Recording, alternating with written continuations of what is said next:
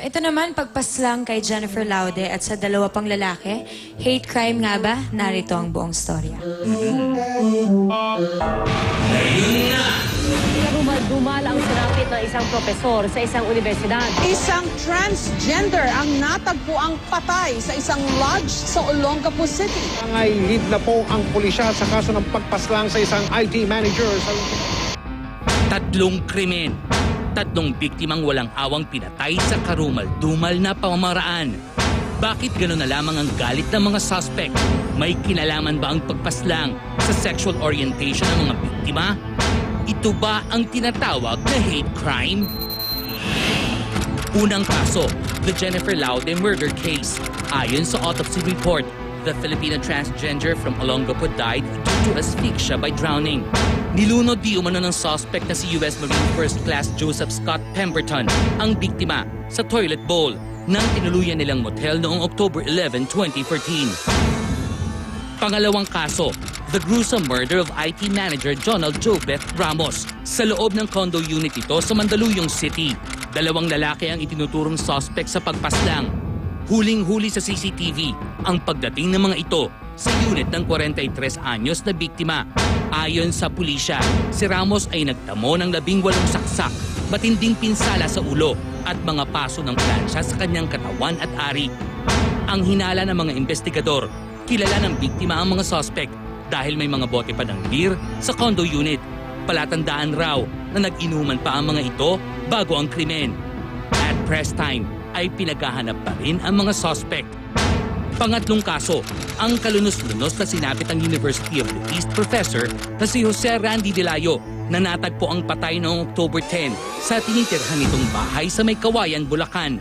Ang biktima ay nagtamo ng 60 saksak sa iba't ibang parte ng katawan. Nadakip na ng mga otoridad ang isa sa tatlong suspect na di umano'y inimbitahan ni Delayo sa kanyang bahay upang mag-inuman at mag-videoke. Pagnanakaw ang sinasabing motibo ng krimen.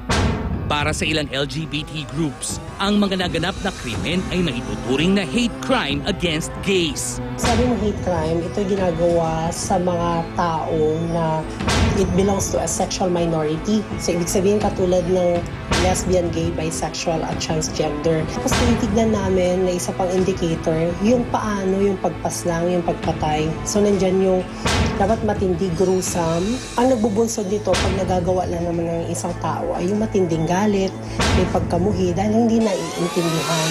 Dahil kami nga ay naiiba dun sa pangkaraniwan na mga heterosexual.